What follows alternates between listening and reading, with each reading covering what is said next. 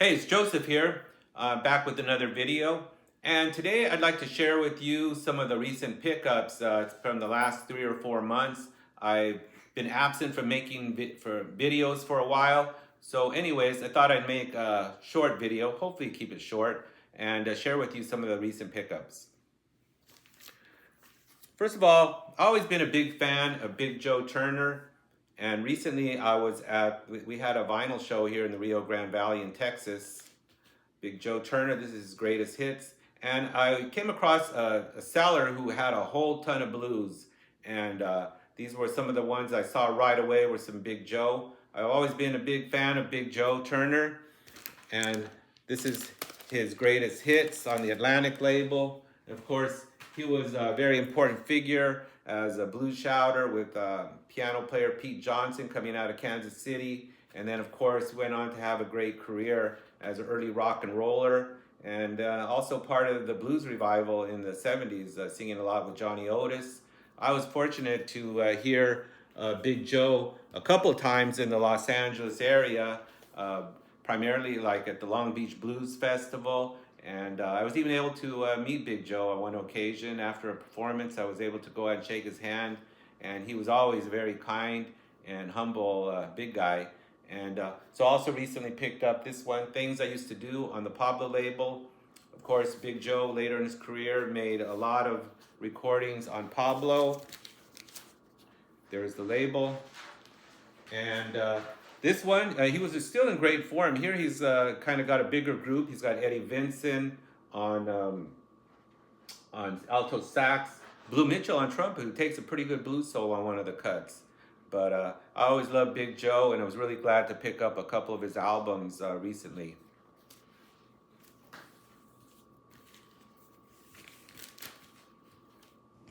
Another recent pickup, John Clemmer's Waterfalls. This one is from 1972, recorded live in Los Angeles in 1971. Many of you might know of John Clemmer mainly as a smooth jazz sax player. He had a big hit. He was like one of the early smooth jazz players. He had a big hit with, I believe, an album called Touch. But here it's more almost like in a spiritual jazz vein before he went kind of more in the commercial vein. But really love this album, Waterfalls. Clemmer always made good use of the Echoplex. Him and Eddie Harris were probably my two favorite players that did that Echoplex. And love this album. I picked this one up for about $5 at my local shop. It's a white promo.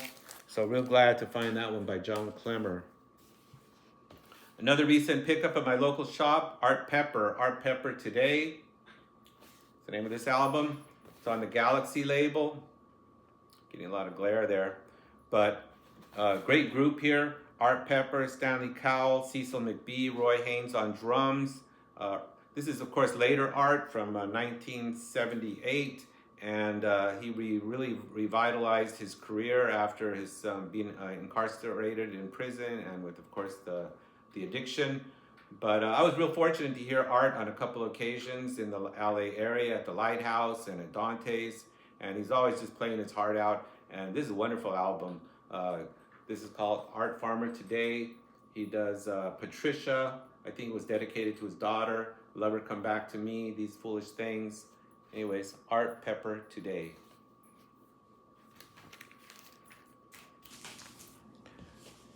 Another sax player, this one on the tenor. This is Warren Marsh, Worn Out.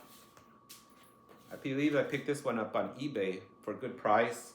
And this finds, of course, Warren in a trio setting, which he preferred. Warren Marsh was Lenny Tristano's disciple, but he really enjoyed the freedom of not playing in a trio with just bass and drums most of the time.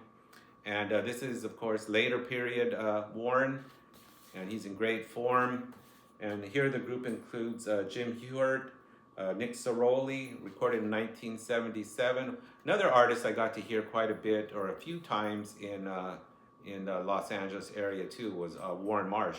I actually saw him, I believe, perform as super sax. He was a part of the Super Sax Plays Bird group. But Warren Marsh, Worn Out. They always kind of play on his name.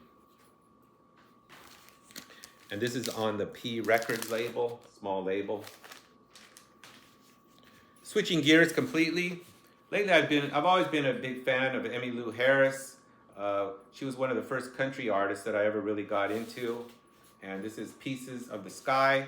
Picked this also up at the record show. Pleasant surprise here is when I took it home, I noticed that it was autographed.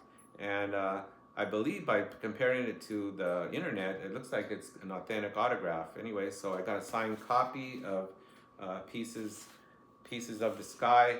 Really enjoy the sound of Emmylou, and she always has picks great material. Always has a great band. Some of the many songs here is Coat of Many Colors, of course, the great Dolly Parton standard. She does a Beatles cover for No One, and she always is always outstanding. Emmylou Harris. And of course that's on the Reprise label. Another Emmylou album I picked up at my local shop recently was Emmylou Harris and Rodney Crowell, The Traveling Kind.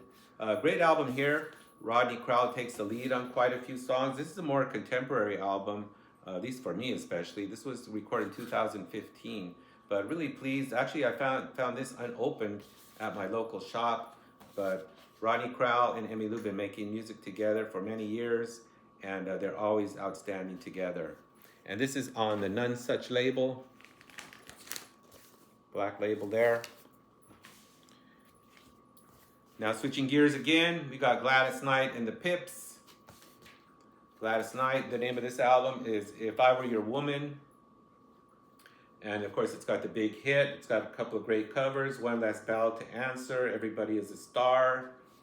And Gladys has always been one of my favorite female singers from Motown, of course her and Diana Ross, and I really love also Martha Reeves. But nobody's almost as soulful and gritty as Gladys is and was back then. And really glad. This is actually a UK import I picked up at the record show too for a real cheap price, great condition. So real glad to pick up some Gladys Knight and the Pips. And last but not least, more in the soul funk vein, it's Mandrill. This is a German pressing. This is their second album. It's on Polydor.